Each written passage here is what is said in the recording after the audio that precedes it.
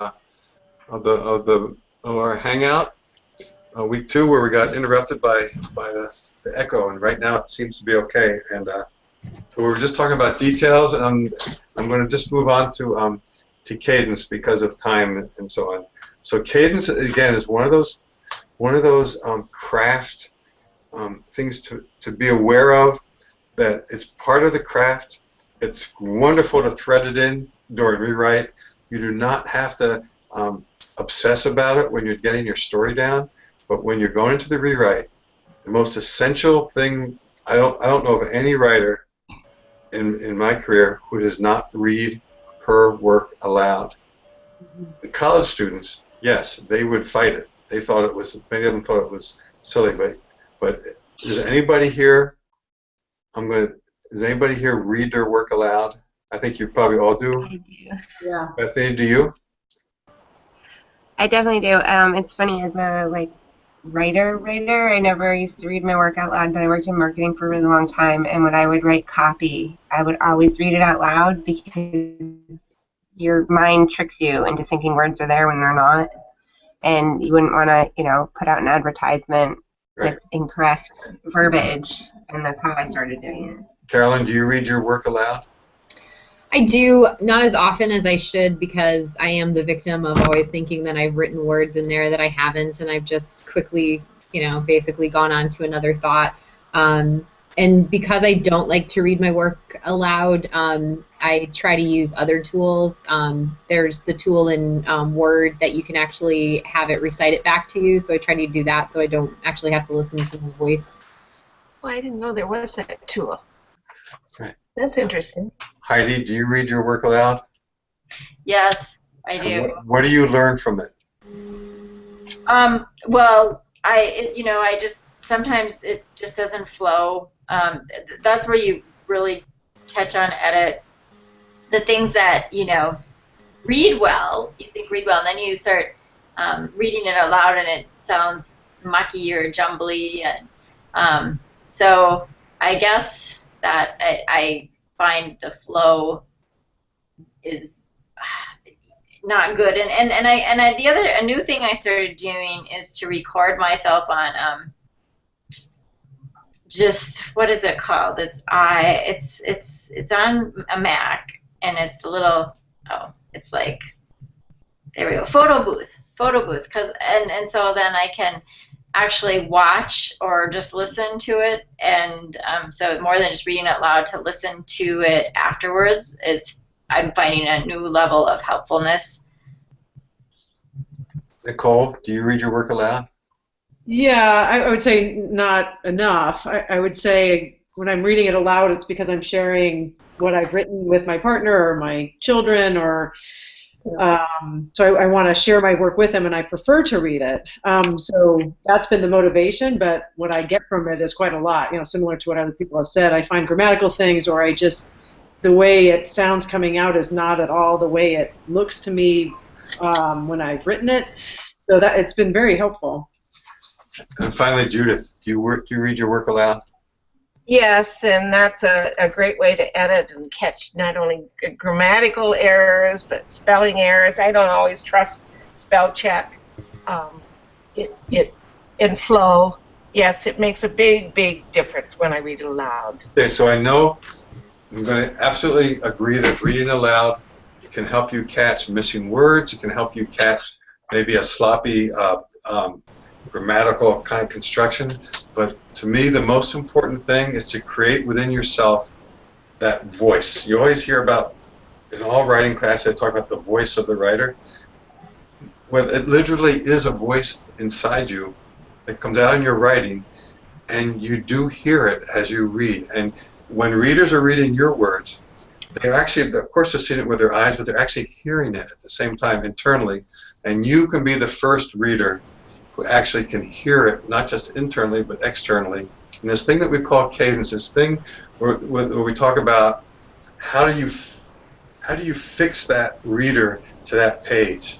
And I believe one way is not just in what the story is telling. Is it dramatic? Is it funny? What's going to happen next? But also, there's that experience, almost like a musical experience. It can be a physical experience. for me, sudden illness was this wonderful experience of just kind of hearing. It's almost like it's a physical experience listening to the language that she uses, and where she suddenly will have you rolling across the seas in a 50-word sentence, and then all of a sudden she'll bring you right up tight with a 4-word sentence, and then the way that her verbs play off each other, it's a little bit like, it is not necessarily all that different from music, and I just want you to be aware of it and to know that you have that inside yourselves as well, but you have to cultivate it. It doesn't just happen out of thin air. It's something that you cultivate as a writer. I asked each of you to bring from the live selections that you chose some part of it, some paragraph or some part of the writer's work that actually really caught you, and I'd like to know. We're going to hear it, and maybe you'll tell us why that caught you. And you should know that if the lives essay is new to you, for many, many years it was the last page of the Sunday Times magazine, and it was always the first thing I turned to. It was 52 times a year that a writer had a place for this 700+ word, or maybe 800 word essay, where some experience was compressed to its essence, and it reached millions of literate readers. I love the exposure that these writers, many of whom were not household names, actually most of them. Last year, a new editor took over. He had been the editor of a Texas Monthly, and one of the first things he did was they totally retooled the magazine. It's still a wonderful magazine, but Lives is no longer the last page. And the personal essays have often been replaced by as told to pieces. It's still called Lives. It's now inside the magazine. And the reason given was that it broadened the voices.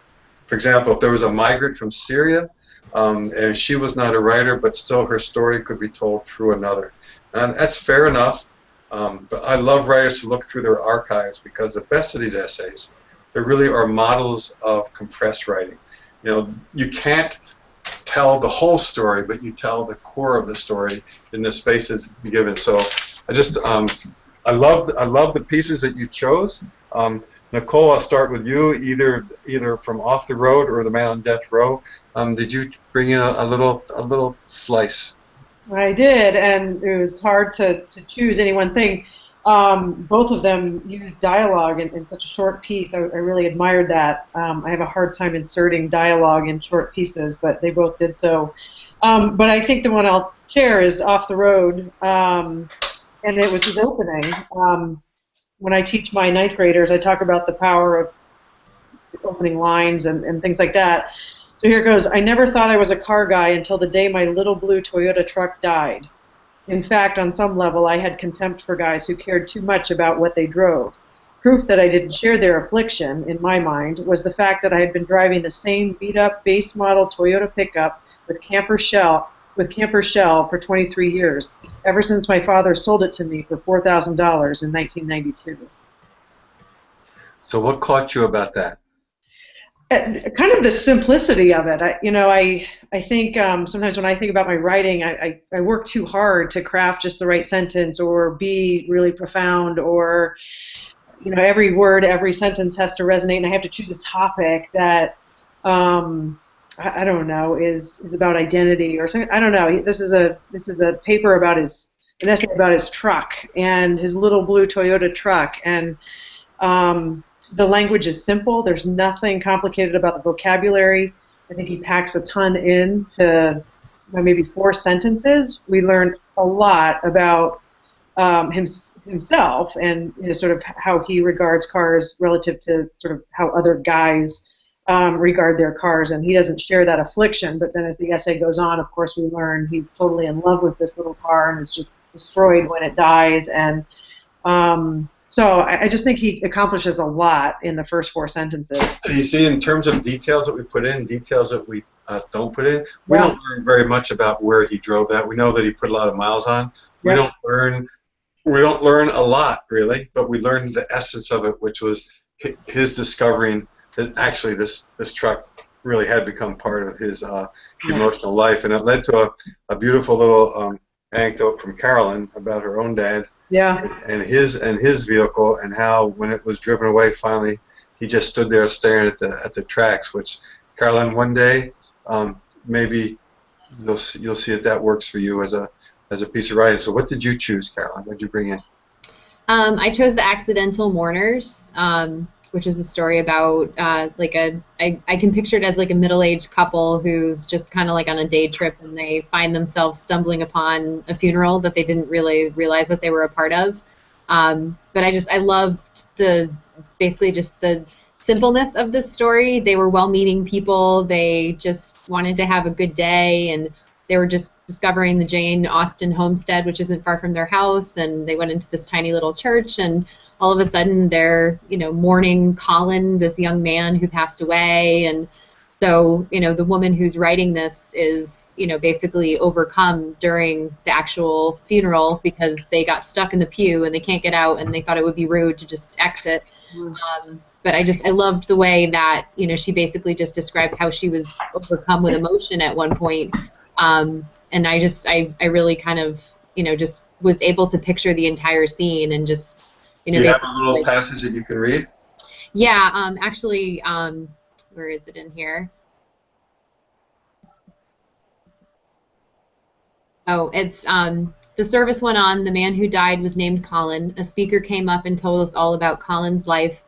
People were very upset. I began to feel upset, too, hearing about someone with loving family members and friends who had just died. I felt as if I might cry and hung my head. When I looked up, the older woman sitting to my right nodded at me consolingly.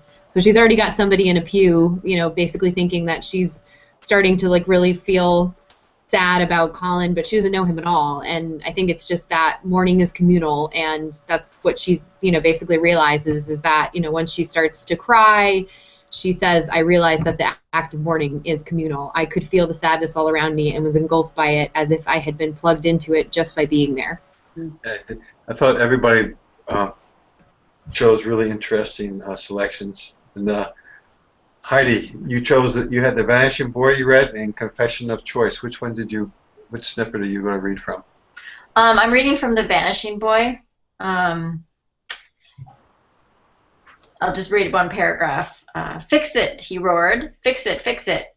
Sometimes I could. Sometimes I couldn't. Sometimes it didn't matter. He'd flail at me anyway.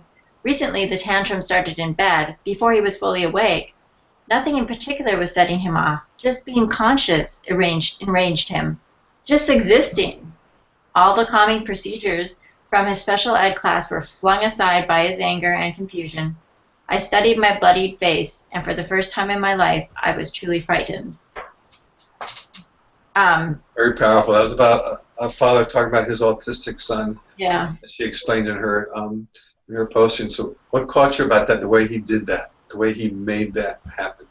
Well, he had some really powerful verbs, too, here, and flung aside by his anger. But by bringing in just a little bit of dialogue, you sort of get, in the previous paragraph, it might be just a tiny tear in a book or a broken cracker that he wants fixed. So this gives you a glimpse into that world with the use of dialogue, and then just this sort of it builds, and I think I read it as it builds because he just does have these really long sentences that uses semicolons quite a bit, and you can just see in the way he does that there's nothing calm about this moment. He's just, things are, and that's sort of the way I feel with my own son when things are going amok. It just is like, I just start to talk like faster and faster, and so you can feel that in here. He's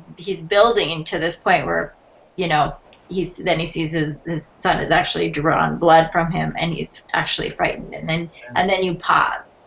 And he caught you in that, and I bet you that everything you read probably wasn't more than 100 words, give or take, I bet you. Bethany, you chose Sex in the Saudi and Roughing It Like a Real Vermonter, and I know that you felt that Sex in the Saudi was a more satisfying read, so what did you choose for us tonight? I actually chose Roughing It. I read it again, and I kind of liked it a little bit more. The passage You're kind of breaking up, so don't, I'm sorry, I'm probably going to skip you only because you're breaking up, and it's not your fault. Let me try it again. It's fine. Okay. I chose roughing it. Starts with I couldn't find a band-aid, so I used some vet wrap. Kit helped me bandage it. He and Kit, our 13-year-old daughter, smiled at each other. My husband is a horse doctor, and in his truck he keeps all the first aid supplies. Bethany, we can't pick up the words, but just so I'm gonna just can you just tell us how that passage why it worked for you? Sure. So it's the husband saying, "Oh, I bandaged my hand. It's fine. Our daughter helped me." Kind of brushing off the injury, So and then he, for some reason, because you were clear as a bell when we started, and now you're not. So I will, as soon as this is over, I'm going to write to Mary Weissman and see if she will set up a little time for you and see if there's something she knows, because I totally want to hear what you're saying, and it's not your fault. okay. So Judith, I'm going to end with you this evening. You had What Did My Mother See in Betty Crocker and Happy Meals. So what did you choose to send us on our way tonight? Oh, Happy Meals. But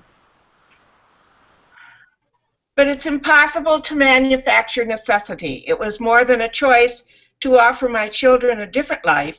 It was the whole point of the struggle. And to burden their childhoods with unnecessary worry would be to negate my own experience. I had my childhood, they have theirs. And one is the fruit of the other. Yeah, that was a great ending. Yeah, that's a good way to end the evening.